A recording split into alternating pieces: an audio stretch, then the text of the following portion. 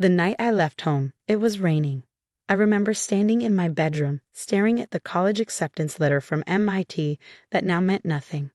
My hands trembled as I packed my backpack. Some clothes, my laptop, and the $200 I'd saved from my part-time job at the local bookstore.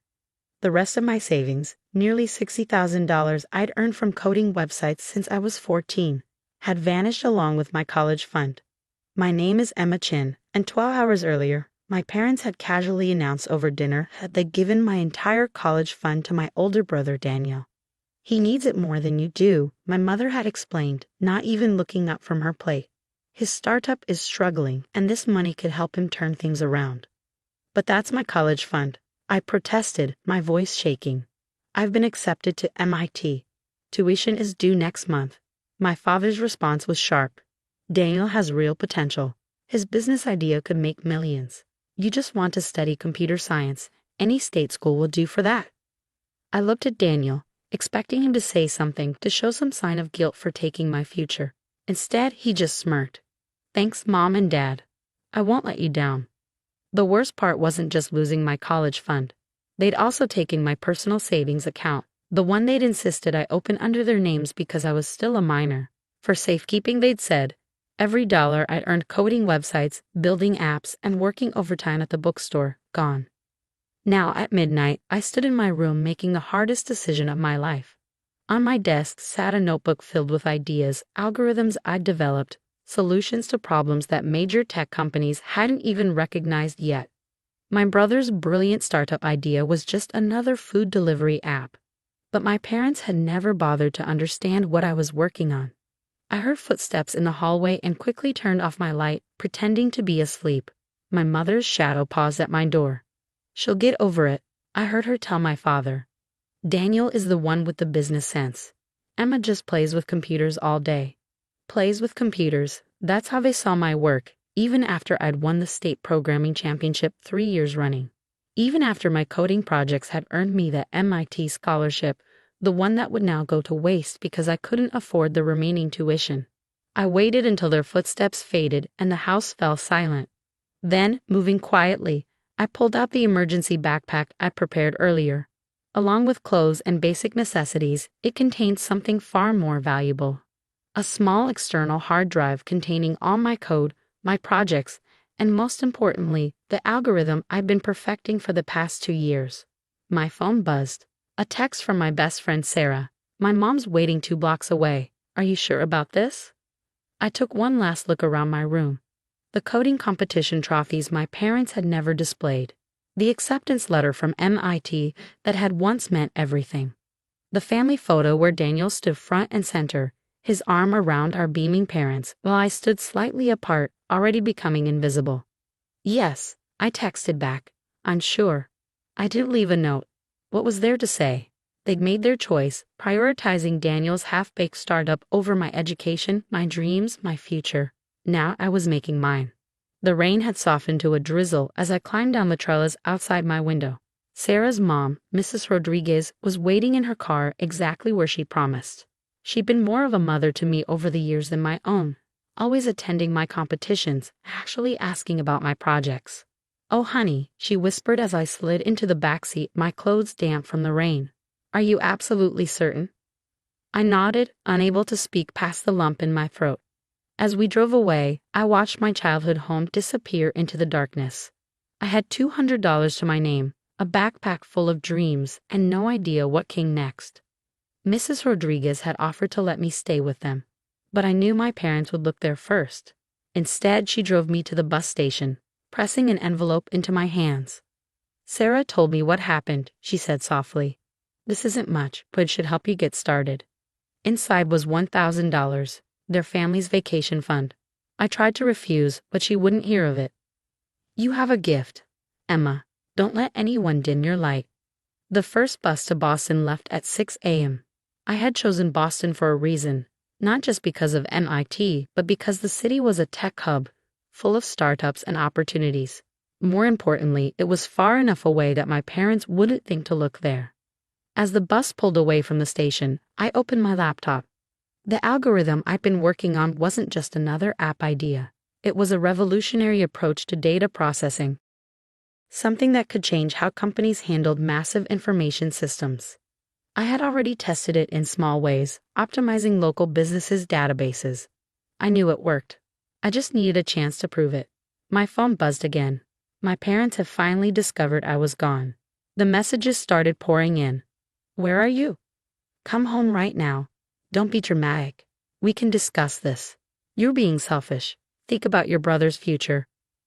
I turned off my phone and looked out the window at the sunrise painting the sky in shades of possibility. They thought they had taken everything from me, but they hadn't. They couldn't take my mind, my skills, or my determination. I pulled out my notebook and began writing, planning my next steps. I had enough money for about 2 weeks in a cheap hostel. I needed to find a job quickly, something that would cover basic expenses while leaving me time to work on my algorithm. More importantly, I needed to find a way to prove that my parents' lack of faith in me was their biggest mistake. The boy sitting next to me glanced at my notebook, filled with lines of code and complex diagrams. That looks intense, he commented. Are you a programmer? I smiled, thinking of my mother's dismissive words. No, I replied. I'm a future CEO, I just don't know it yet. 10 years is a long time to live with anger, but success is the best revenge. I sat in my corner office on the 47th floor of our company headquarters, staring at the email that had just arrived. Forbes wanted to feature me on their cover. 30 Under 30 had been 2 years ago. This was the main magazine, and they wanted to tell my story. The irony wasn't lost on me. Below my window, I could see the building where I'd spent my first 3 months in Boston, working as a night janitor. During the day, I coded in public libraries, using their free Wi-Fi to develop my algorithm. At night, I cleaned offices, carefully observing how different companies operated. My phone buzzed. A message from Sarah, still my best friend after all these years. Have you seen it? Your brother's company finally went under. I had seen it. Daniel's food delivery app had burned through my college fund and 3 rounds of investor money before finally collapsing. My parents had lost everything trying to keep his dream alive. Ms. Chen, my assistant's voice came through the intercom. The board meeting starts in 10 minutes. I gathered my materials, smoothing my designer suit, a far cry from the second-hand clothes I'd worn during those early days in Boston. The memory of my first big break was still vivid in my mind. It had happened during my 3rd month as a janitor. I was cleaning the offices of a mid-sized tech company when I noticed their system had crashed. Their entire team was working late, panicking over lost data and corrupted databases. I still don't know what gave me the courage, but I walked straight up to their director and said, I can fix this. He had laughed at first, this janitor in a worn uniform claiming she could solve what his entire team couldn't. But desperation made him willing to try anything. 3 hours later, their systems were running faster than ever. My algorithm didn't just recover their data, it revolutionized how their entire system processed information. By morning, I had a job offer as their lead systems architect. Within 6 months, I had patented my algorithm. A year later, I founded my own company, Nova Tech Solutions. The boardroom fell silent as I entered. 10 years ago, I was a 17-year-old with $200 to my name. Now I ran a company valued at over $4 billion. The quarterly results have exceeded all projections. I began, clicking through my presentation. Our new data processing systems have been adopted by 8 Fortune 500 companies, and we're projecting. A notification popped up on my phone. Another message from Sarah. Your parents are trying to reach you through my mom. They've seen the Forbes announcement. I dismissed the notification. Let them wait. After the meeting, I returned to my office to find an email from my mother. The first contact in 10 years. Dearest Emma, we've seen the news about your upcoming Forbes cover. Your father and I are so proud. We always knew you had potential. Perhaps we could meet for dinner. There's so much to discuss, especially given your brother's recent setbacks. I deleted the email without replying. Through Sarah, I'd heard enough about their lives over the years. How they remortgaged their house to fund Daniel's failing company. How they bragged about his certain success right up until the end. My assistant knocked on my door. The Forbes photographer is here for the cover shoot. I smiled. Send them in. And Clara, after this, please clear my schedule. I want to visit someone. 2 hours later, I pulled up outside the modest house where Mrs. Rodriguez still lived. She opened the door and hugged me tight, just like she had the night she drove me to the bus station. I saw the announcement, she beamed. Though I don't need Forbes to tell me how amazing you are. Over coffee, she told me my parents had been calling her constantly since the Forbes announcement went public. They want to know if I can arrange a meeting, she said carefully. They say they want to apologize. I stirred my coffee, thinking about that rainy night 10 years ago. Did they ever apologize to you? For how they treated you after you helped me? She shook her head. When my parents discovered she had helped me leave, they had threatened to sue her, called her employer, tried to get her fired. She had stood firm, protecting me. The Forbes interview is next week, I said finally. I think it's time everyone heard the real story. The article came out a month later. My face on the cover, my story laid bare. How I left home with $200, built a billion-dollar company from scratch, revolutionized data processing. The journalist hadn't pulled any punches, including my parents' choice to take my college fund and my brother's subsequent business failure. The morning it hit newsstands, I arrived at my office to find my parents waiting in the lobby. My mother clutched a copy of Forbes. My father stood with his hands in his pockets. They looked older, tired, nothing like the confident parents who had dismissed my dreams. Emma, my mother stepped forward. We've come to apologize. We were wrong about you, about everything. I held up my hand, stopping her. 10 years, I said quietly.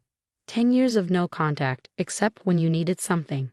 And now you're here, after seeing me on the cover of Forbes. We're still your parents, my father protested weakly.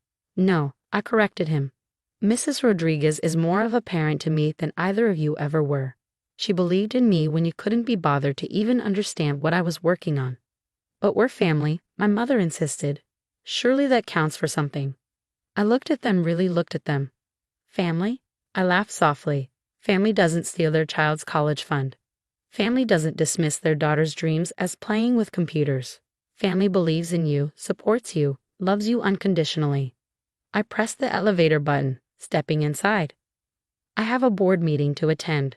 Don't contact me again through Mrs. Rodriguez or anyone else. I'm not the desperate 17-year-old you abandoned anymore. As the doors closed, I saw tears in my mother's eyes. For a moment, I felt a flicker of the old pain.